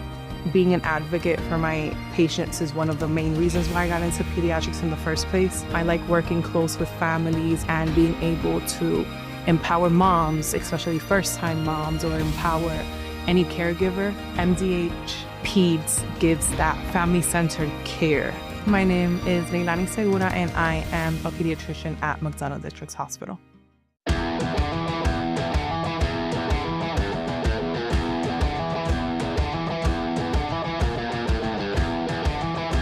Welcome back to Monday Night Lights, powered by Farm and Home Supply, coming to you from downtown Quincy in the CDS Office Technology studio. And we're going to go straight to the Hess Auto Agency hotline, because waiting to join us is a guy whose team won in double overtime last week. Just a simple, non-exciting victory. Just stroll in the park. Oh, geez. Right, Rushville Industry Coach Brian Laferty, just a stroll in the park? Oh, yes. It was not exciting at all. 40-34 over Princeville last week. Huge win for your guys and able to fight to win that game, wasn't it? Absolutely. I've had a lot of conversations with, people in the community and our coaching staff about this group of kids. And I think I expressed to you guys, but our senior class, especially, just an excellent group of kids. And when things don't go their way, they do a really good job of rallying. And I think anybody who's been to a double overtime game knows that there's going to be swings and momentum. And they did a great job of, once it go our way, kind of battling back. And it was just fun.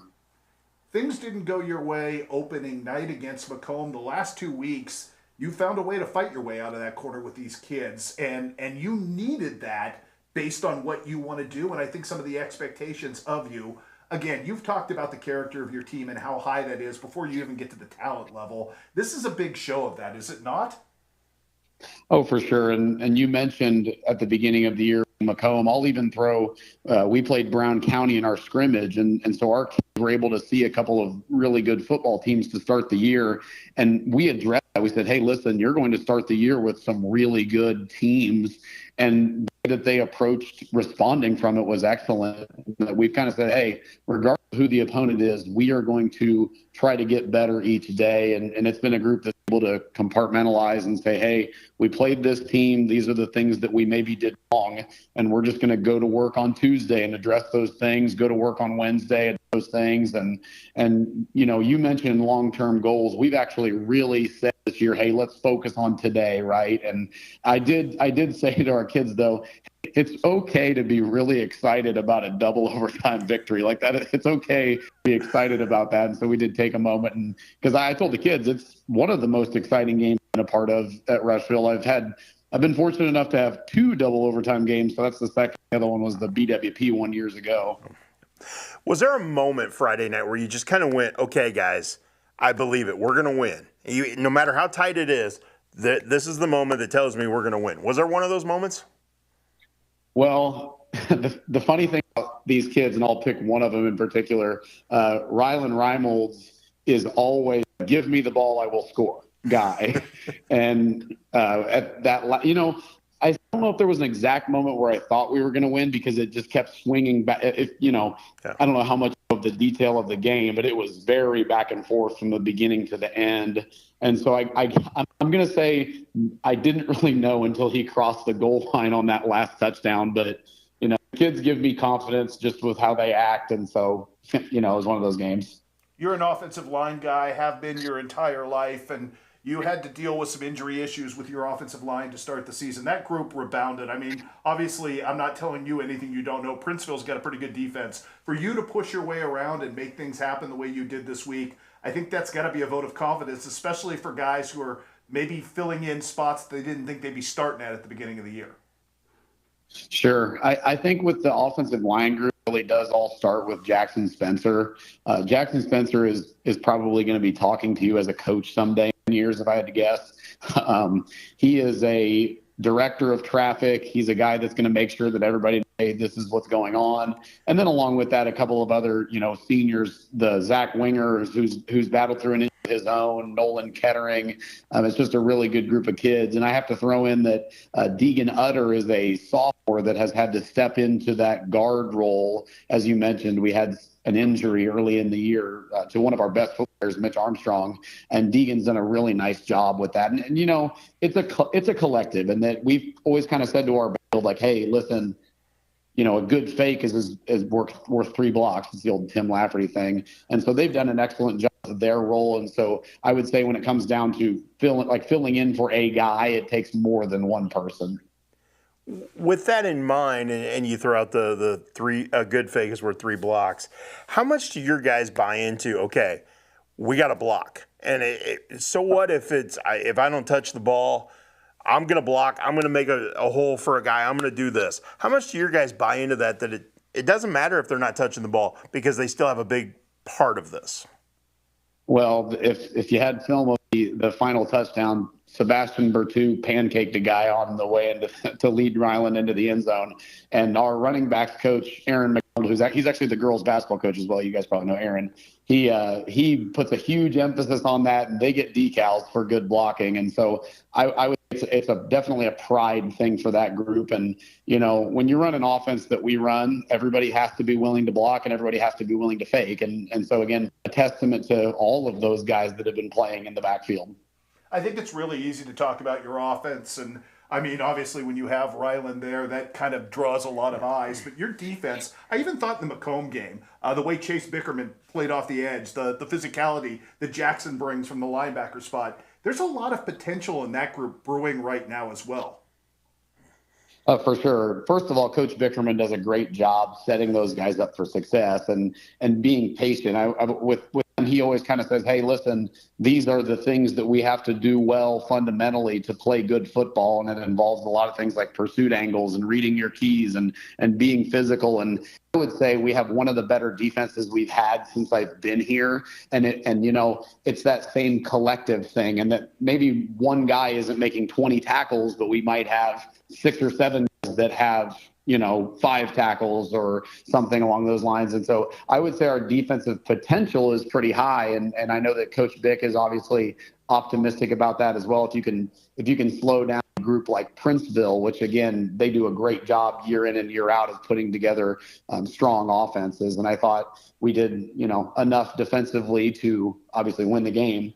You reminded them that it was okay to get excited about a double overtime victory. How quickly, though, do you have to get them settled back in to the mind frame of, okay, we got to get ready for South Fulton this week? For sure. Today during film, we always start with kind of a recap of the week. And I said, hey, let's pause for a second. And I said, how awesome was that? And they all big smiles like that was awesome. And I said, we're going to give out helmet decals for, you know, the things we did last week. But after about 15 minutes of that stuff, it's like, all right, hey, just so everybody knows that is over. And we move on and go into the things that we did wrong. And then along with that, addressing the scouting report for the upcoming week. And again, we do have South Fulton come in who you can ask the kids. I always tell them I have a lot of respect for South Fulton as somebody who typically lines up with less people in their, you know, on their roster, but they always play really hard. And I think Coach Miller does a really good job with the kids. So we got to be ready to go. For you, Brian, it's a personal question, but it's one that I think a lot of people wonder about because your dad is a Hall of Fame coach.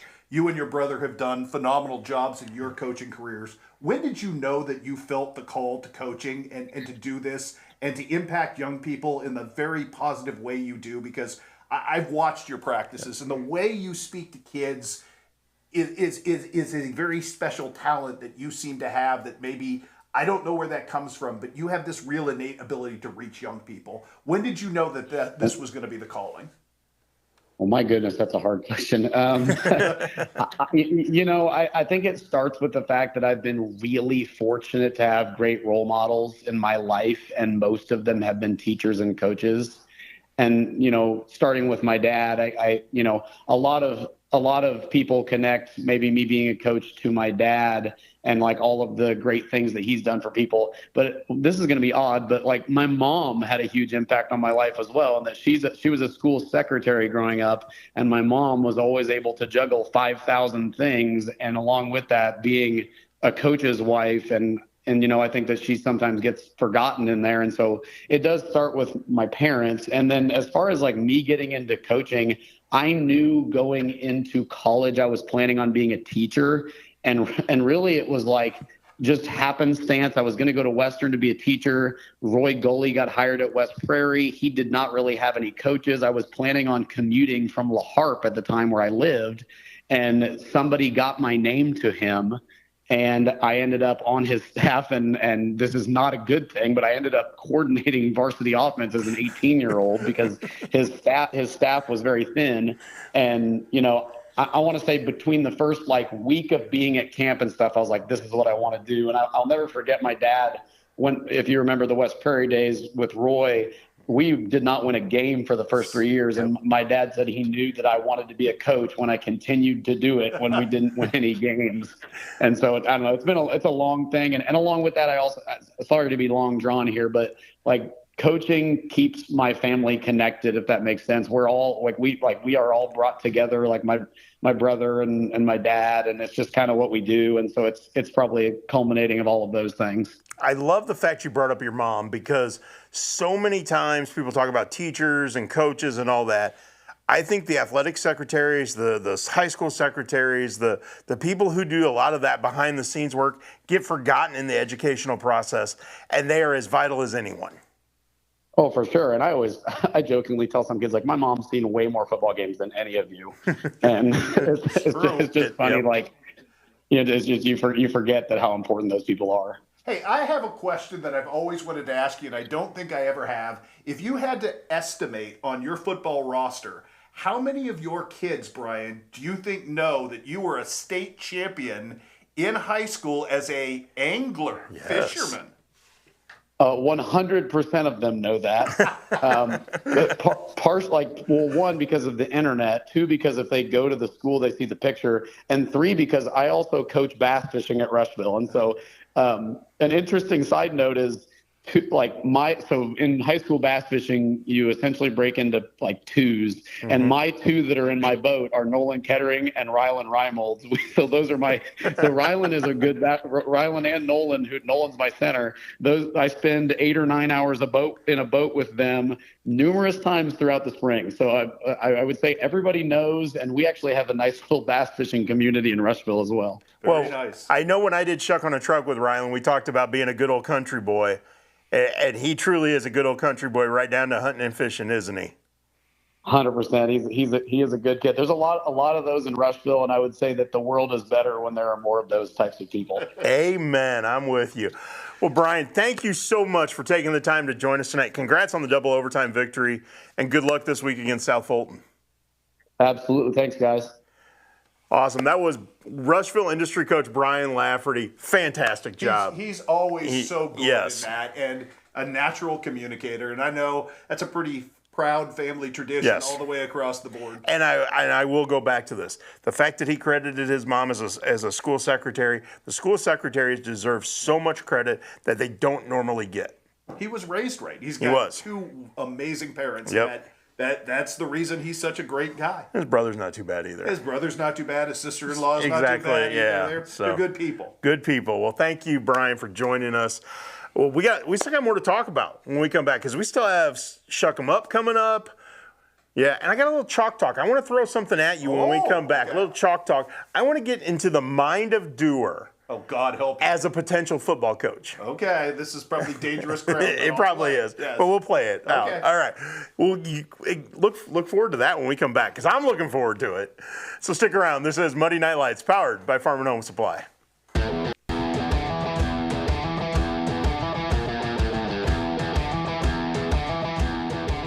Does the thought of retirement overwhelm you? You are not alone. For over 25 years, Benson Financial Group has helped people just like you craft a plan to retire with purpose. Call us today in Quincy and Hannibal. Top 5 reasons you should choose Blessing Raymond College. Small classes, peer tutoring, and lots of personal attention. Financial aid opportunities, including grants, scholarship, and loan forgiveness. Successful outcomes, from pass rates to job placement. Hands-on learning, clinical experience at multiple sites, and no wait list. The Simulation Center. Master clinical skills in this state-of-the-art facility. Be ready for anything. What are you waiting for? Enroll with Blessing Raymond College today.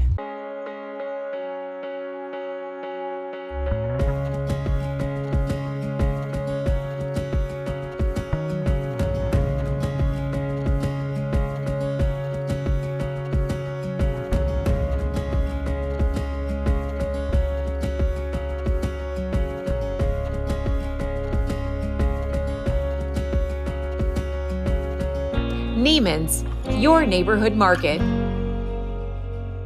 Ready to retire on your terms? At Benson Financial Group, it's about more than money. It's about purpose. With over 25 years of experience, our team works together to craft a plan that fits your goals and values in Quincy and Hannibal. Are you as excited as we are that football season is back? Then you need to make Jersey's your one-stop destination for mouth-watering burgers, ice-cold beer, and all your local sporting events. So gather your crew and speed over to one of Jersey's 2 locations, 109 East Jefferson and Camp Point, or 115 East Main Street, Mount Sterling. Jersey's Bar and Grill, your hometown sports bar. We love beer!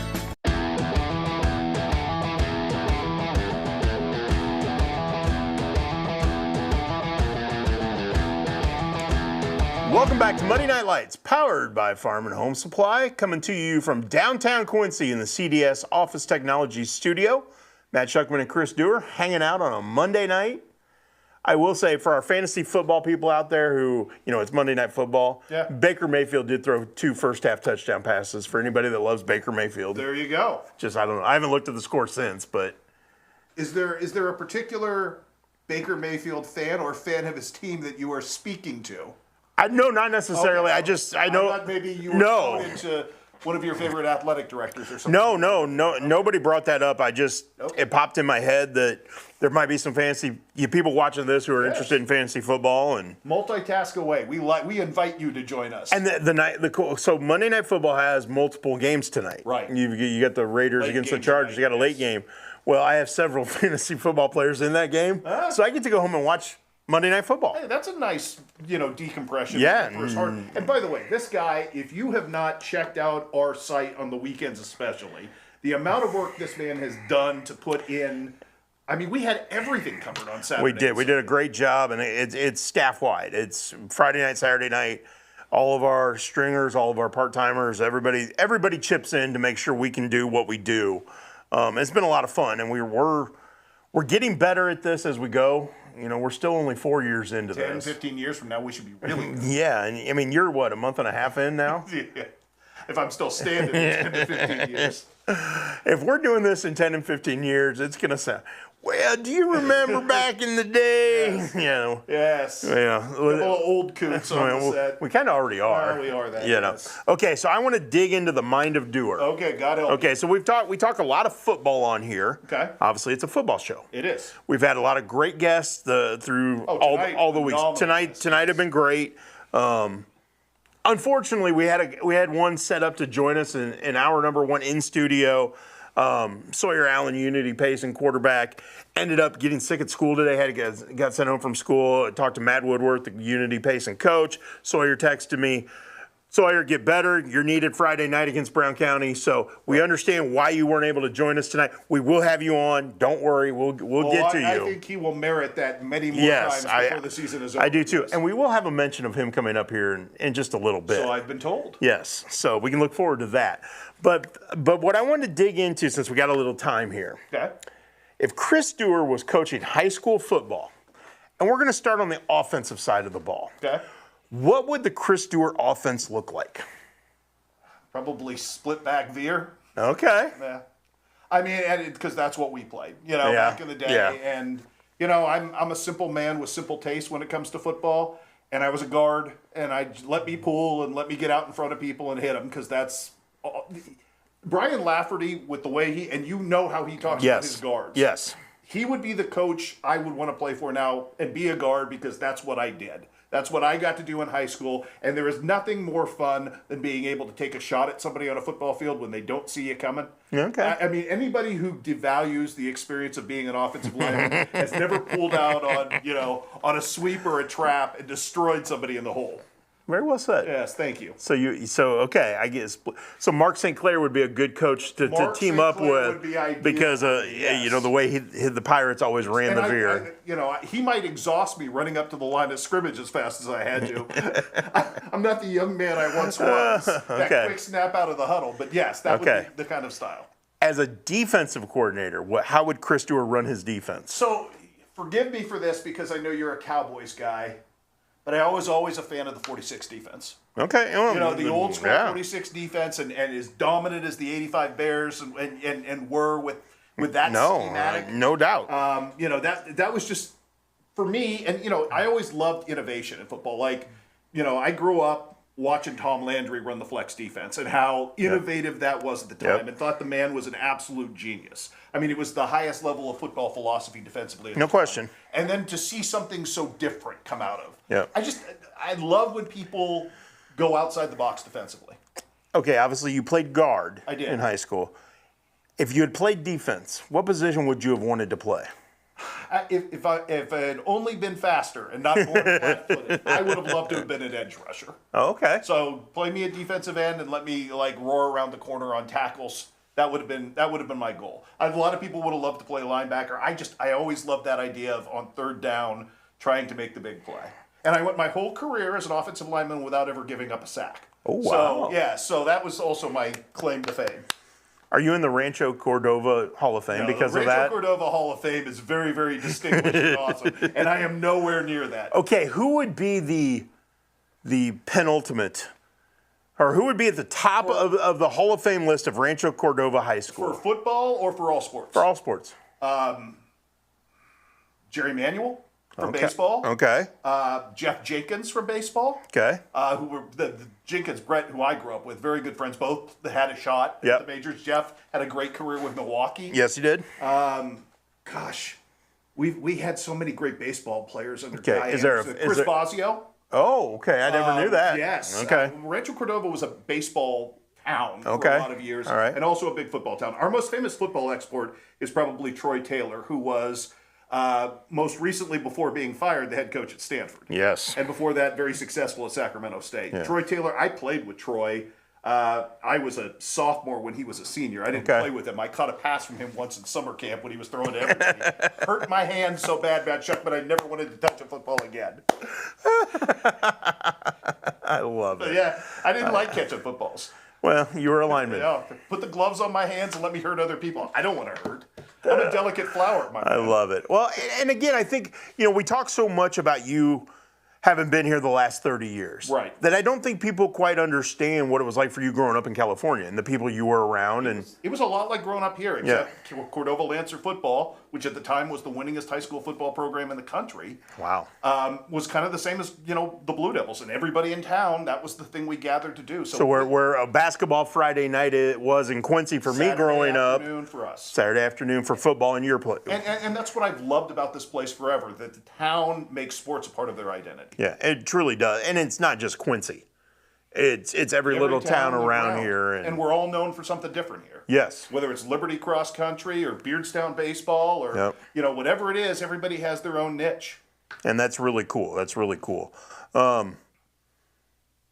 If there was a coach you would want to play for, at a couple different ones, give me a couple different ones that are coaching right now at the high school level, who would be fun to play for in your estimation? Well, we did the story. I think as an offensive lineman, the chance to play for Lyle Klein and for Heath Fullerton would have been insane. Yeah. I mean, and just because they're so entertaining on top of everything else, one or the other alone were entertaining. I thought those were guys that I always admired. I think coaching now, I go to practice. You've gone to practice. David Kirby's practices aren't like anybody else's. True. I mean, he's intense and he's fiery, and then 2 seconds later, he's got everybody cut up. Just because he has that ability, and he keeps it light and he keeps it serious at the same time. I mean, I would have loved to have played for Bob Plord, back in the day on Dale's staff. Yes. Would have been a guy I would have loved to have played for. We have so many great assistant coaches in our area, and sometimes I think that, who wouldn't want to play for Brad Dixon right now? No question. Yeah. I go back to the mid-'80s at Quincy High School, and he wasn't here very long, but had he stayed longer, Dean Capel. Okay. Really he turned around Quincy High School football at that moment, and then he went on to do other things. But he's a guy I think everybody would have loved playing for beyond that. And again, there were guys that came after him that didn't have the success he had, but were great coaches, great people, the Jose Quinteros. Right.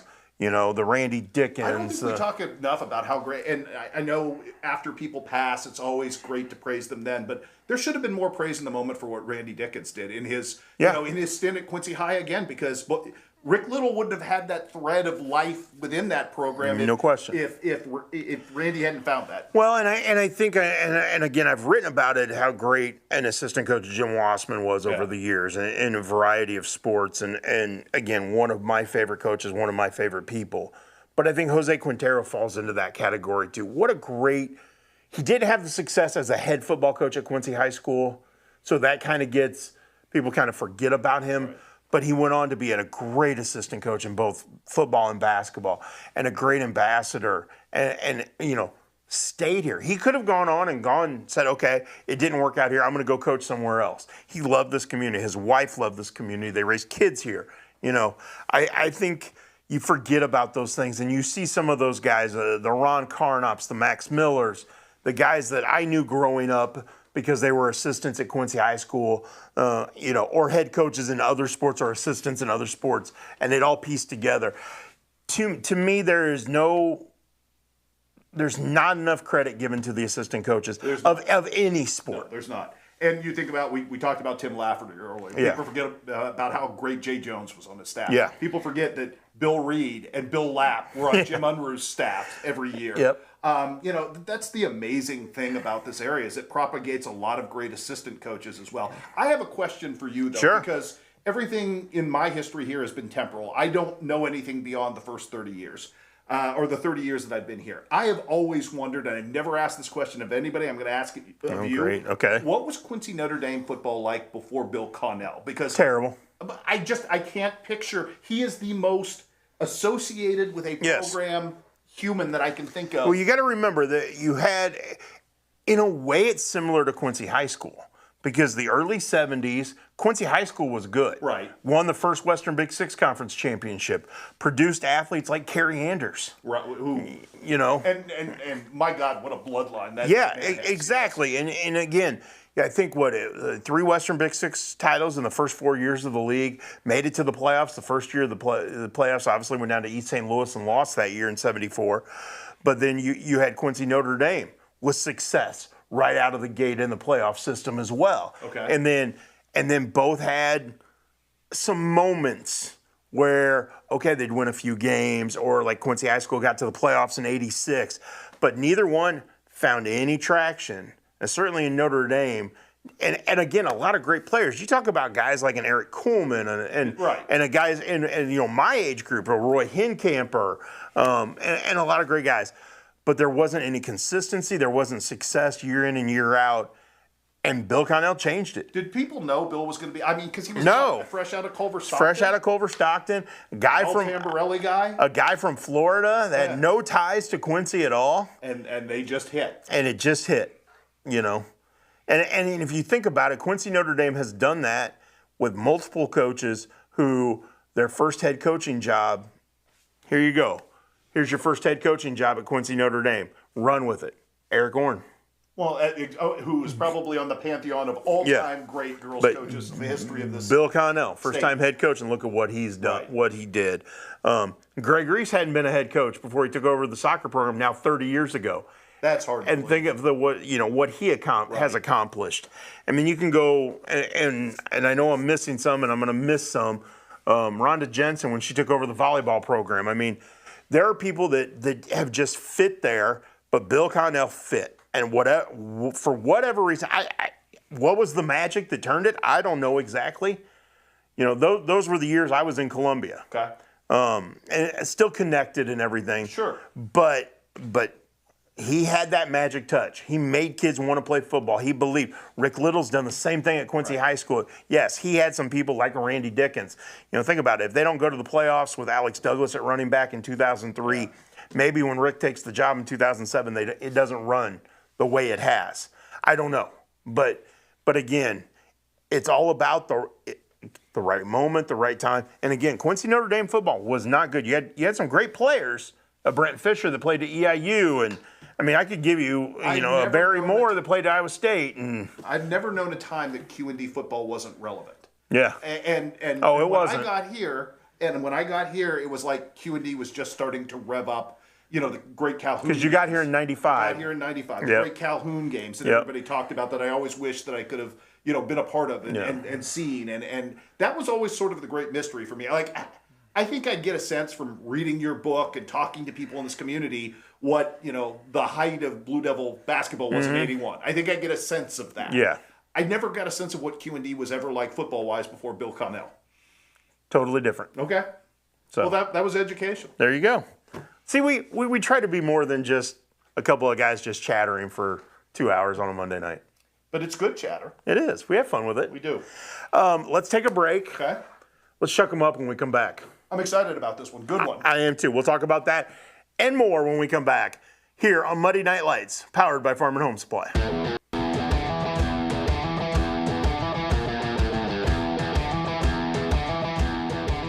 When you trust your healthcare needs to MDH, you'll receive the highest quality, compassionate care from our nationally accredited medical departments and award-winning staff. We are here for you 24 hours a day, 7 days a week, providing exceptional care right here in Macomb. We also accept Aetna, HealthLink, Blue Cross Blue Shield, and most other insurance plans for your convenience. McDonough District Hospital, your regional healthcare partner, growing our legacy one patient at a time. Does the thought of retirement overwhelm you? You are not alone. For over 25 years, Benson Financial Group has helped people just like you craft a plan to retire with purpose. Call us today in Quincy and Hannibal. We excel physical therapy locations in Quincy and Hannibal. You know, word of mouth has been really powerful. It always will be. We built that from relationships. Not only do we have great clinicians, but we have great people. This is the best group of therapists I've ever worked with. That's an advantage. For 135 years, State Street Bank has stood as a pillar of trust and stability in Quincy, Illinois. For generations, families have trusted State Street Bank to be part of their biggest moments. We look forward to the future with gratitude and excitement. Thank you for being part of our journey. State Street Bank, 135 years of banking you can trust.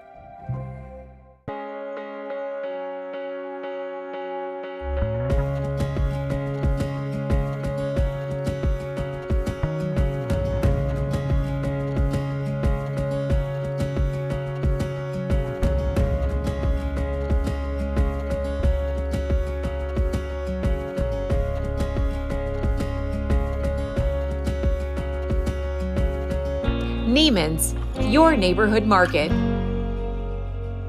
Kitchen and Bath Gallery of Quincy. Trained craftsmen and expert contractors with friendly professional service. Our design team helps with every step of the process, guiding you from a vision to reality with uncompromised service. Trust your home to the local experts. Get a free quote today. From concept to creation, Kitchen and Bath create remarkable spaces and innovative builds. Kitchen and Bath Gallery, your home reimagined. I think people here in the Quincy area are wanting something different. You know, people have to wait 2, 3, 4 weeks to get into a provider. Being independent allows us to do things differently. It's one of the things we've prided ourselves on, is getting people in the door quickly. That's an advantage. It's made us better. Not sure you're ready for retirement? With over 25 years of experience, the team at Benson Financial Group will meet you right where you are and craft a plan that's right for you.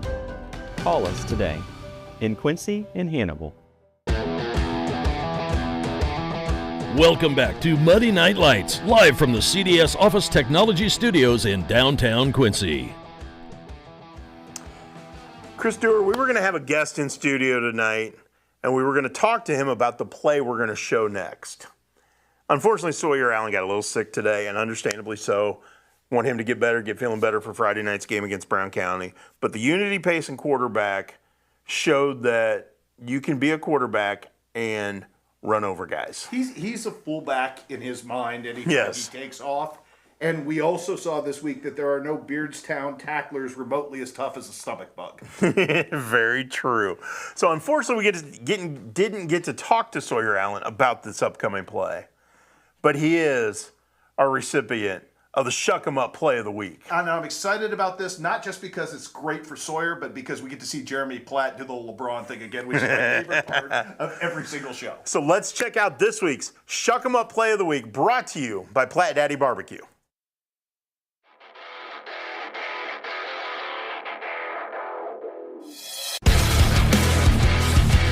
Shuck 'em up!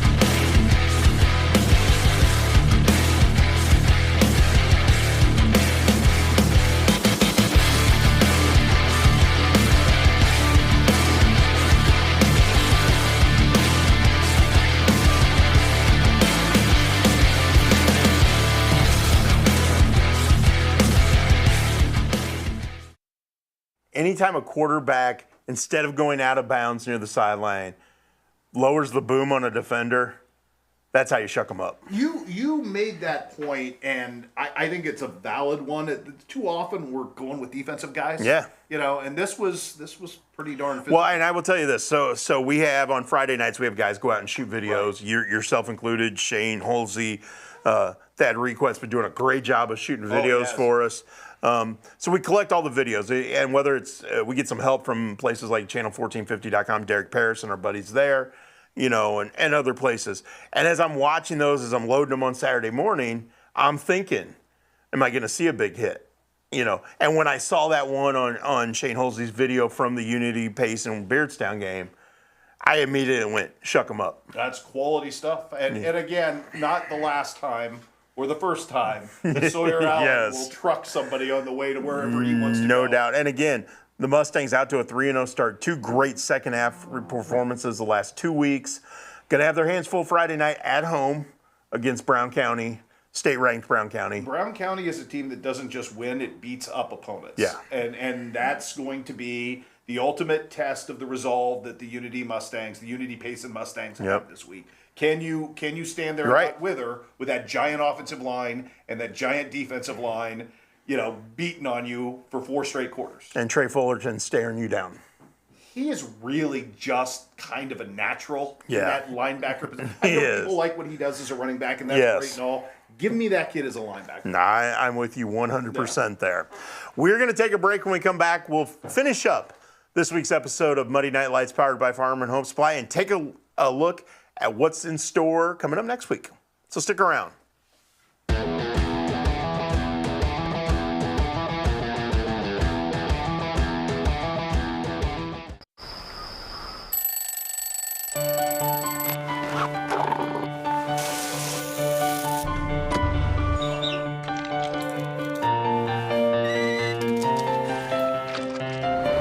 Since 1929, we've been here to serve our communities with the best products and the best service.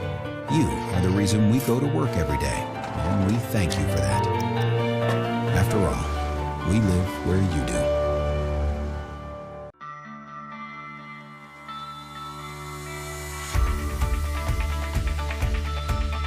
Area Distributors is a provider of products and services in the restaurant environment, the school environment, the factory environment, the office environment, and in the healthcare settings. That's the value of Area Distributors, is that we help our customers out by providing them more product as one distributor. I can tell you, if you call us and have a need, you're going to get timely response. It's all about passion. I'm hungry for chips. I want some Pepsi. Some Bobbler would be nice. I could go for some Dots pretzels. Well, if you've got mouths to feed and maybe one of them's your own, there's something for you during our Snacks and Sips sale going on now through September 21st. Take Pepsi 24 packs that are on sale for only $10.99. Then all flavors of kitchen cooked chips or curls on sale for $2.99. The trending Bubbler sparkling water that are on sale 2 for $10 for a 6-pack. Then everybody's got a favorite flavor of Dots pretzels that are only $5.99. Find all these deals and more right now at farmandhomesupply.com. Since 1985, Hess Auto Agency has been your trusted source for pre-owned vehicles in the tri-state area. Families have experienced the Hess difference for generations and know they'll get the best vehicle buying experience in our region. With an ever-changing inventory, you'll find the right car at the right price. So when you want the best, don't guess. Choose Hess. Hess Auto Agency, 1124 North 24th in Quincy. My philosophy in pediatrics is definitely prevention, early intervention, and advocacy. Being an advocate for my patients is one of the main reasons why I got into pediatrics in the first place. I like working close with families and being able to empower moms, especially first-time moms, or empower any caregiver. MDH Peds gives that family-centered care. My name is Leilani Segura, and I am a pediatrician at McDonough Districts Hospital.